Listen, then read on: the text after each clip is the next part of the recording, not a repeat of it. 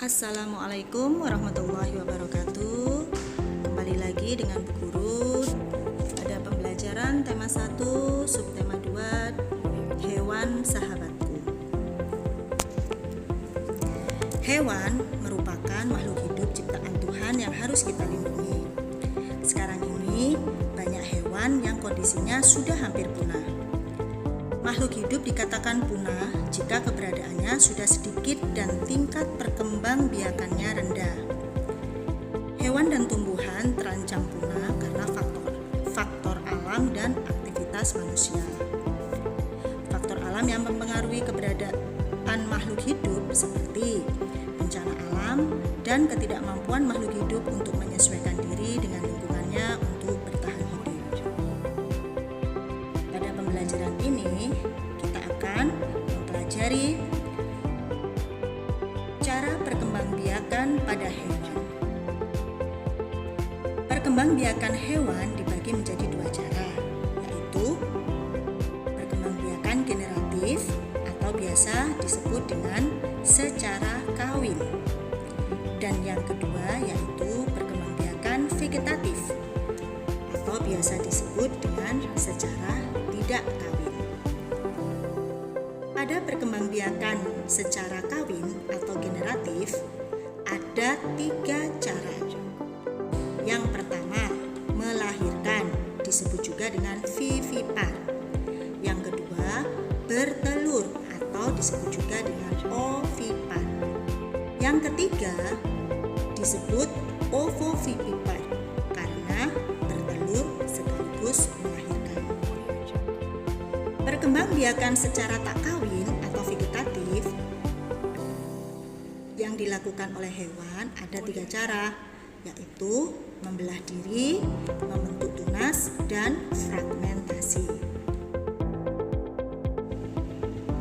Berikutnya kita akan mempelajari perkembangbiakan generatif pada hewan.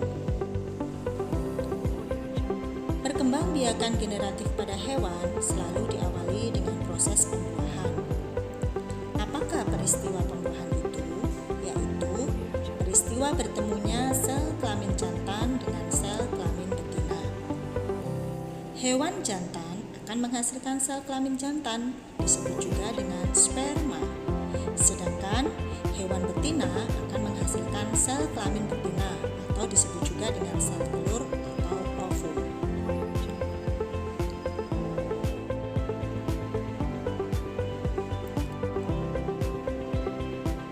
Cara yang kedua, perkembangbiakan secara vegetatif atau secara tak kawin. Perkembangbiakan vegetatif atau tak kawin atau disebut juga dengan aseksual pada hewan tidak didahului proses pembuahan. Terjadi hanya pada hewan-hewan tingkat rendah. Apakah hewan-hewan tingkat rendah itu? Hewan yang tidak bertulang belakang. Contohnya seperti amuba. Dia berkembang biak dengan cara membelah diri. Contoh berikutnya hidra, dia juga berkembang biak dengan cara bertunas. Dan yang ketiga, cacing pipih, dia berkembang biak dengan cara fragmentasi atau memotong bagian tubuh. Berikutnya, untuk lebih jelas tentang cara perkembangbiakan generatif dan vegetatif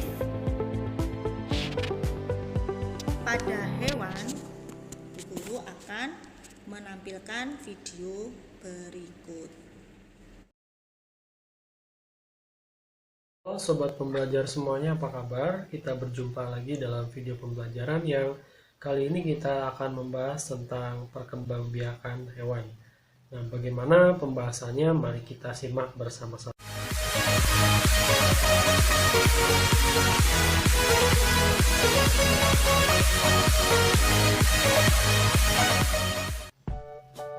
Perkembangbiakan hewan. Perkembangbiakan hewan ada 2 jenis, yaitu yang pertama perkembangbiakan hewan secara vegetatif. Yang kedua perkembangbiakan hewan secara generatif. Perkembangbiakan hewan secara vegetatif terjadi tanpa peleburan sel kelamin jantan dan betina. Perkembangbiakan vegetatif biasanya terjadi pada hewan tingkat rendah atau tidak bertulang belakang. Sementara perkembangbiakan generatif sering dinamai sebagai perkembangbiakan secara kawin, di mana sel kelamin jantan atau spermatozoid bertemu dengan sel kelamin betina atau sel telur untuk menghasilkan keturunan baru atau individu baru. Perkembangbiakan generatif dibagi menjadi 3 jenis, yaitu ovipar, vivipar, dan ovovivipar. Jadi dari penjelasan ini kita juga bisa mengetahui bahwa tujuan hewan berkembang biak adalah untuk melestarikan jenisnya. Kita akan lihat yang pertama, perkembangbiakan secara generatif. Perkembangbiakan secara generatif atau perkembangbiakan hewan secara kawin. Pengelompokan perkembangbiakan generatif berdasarkan tempat terjadinya pembuahan ada 2 jenis, yaitu yang pertama fertilisasi internal, yaitu hewan yang pembuahannya terjadi di dalam tubuh hewan betina. Pembuahan di dalam tubuh terutama terjadi pada kelompok reptilia atau hewan melata, unggas, dan mamalia atau hewan menyusui. Contohnya ayam dan burung. Kalian bisa menemukan contoh yang lebih banyak lagi dari perkembangbiakan hewan generatif yang fertilisasinya secara internal atau pembuahannya terjadi di dalam tubuh hewan betina. Yang kedua adalah fertilisasi eksternal. Hewan yang pembuahannya terjadi di luar tubuh betina.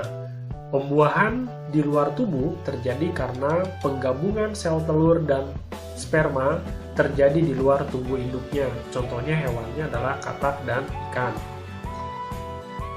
Yang kedua, kita akan melihat perkembangbiakan secara vegetatif atau perkembangbiakan hewan secara tidak kawin. Yang pertama adalah dengan cara membelah diri atau fragmentasi. Hewan yang bersel tunggal berkembang biak dengan cara membelah diri, tidak dengan cara kawin. Pembelahan pertama kali terjadi pada inti sel, kemudian bagian tubuh lain ikut membelah. Pembelahan ini menghasilkan 2 sel yang kembar. Tiap sel hasil pembelahan menjadi individu baru yang dapat tumbuh dan berkembang biak. Contohnya amuba, cacing planaria, bintang laut, dan lain-lain. Nah, sekarang kita lihat di sini adalah contoh perkembangbiakan hewan bersel satu atau amuba. Nah, diawali bahwa hewan ini memiliki 1 buah sel. Nah, itu yang ini pada gambar yang pertama, awalnya adalah 1 buah sel. Kemudian sel inti ini kemudian membelah. Jadi pembelahan dimulai dari sel inti. Kemudian menjadi 2 buah sel inti yang kembar atau sel kembar. Dari pembelahan ini kemudian diikuti oleh pembelahan bagian yang lainnya, sehingga pada akhirnya terbentuklah 2 individu yang berasal dari 1 sel.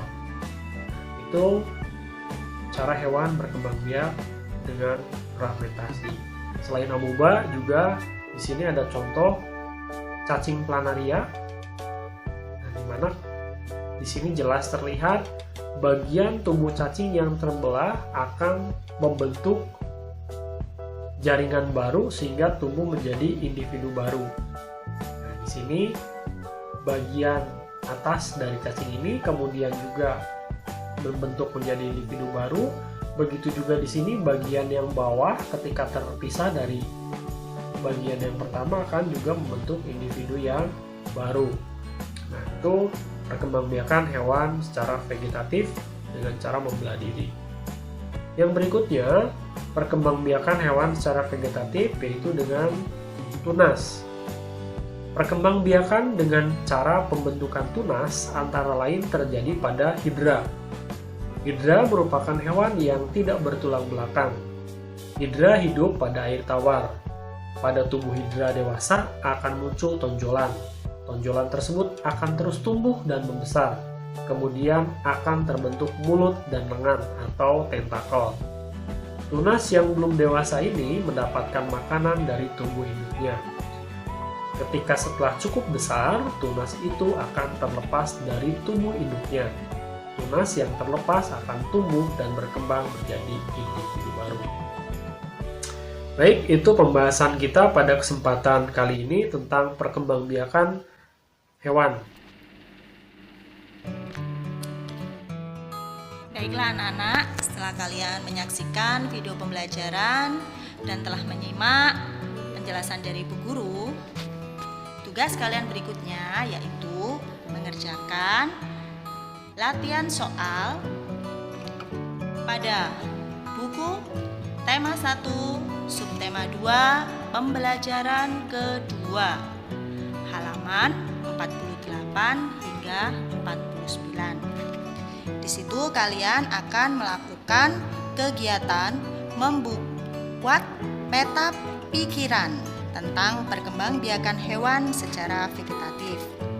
Dan juga kalian harus mencari informasi lain mengenai perkembangbiakan hewan secara vegetatif dari berbagai media. Bisa dari buku, bisa dari internet, dan lain sebagainya. Jangan lupa tetap semangat. Terima kasih telah mengikuti pembelajaran daring. Tetap semangat meski di rumah saja. Wassalamualaikum warahmatullahi wabarakatuh.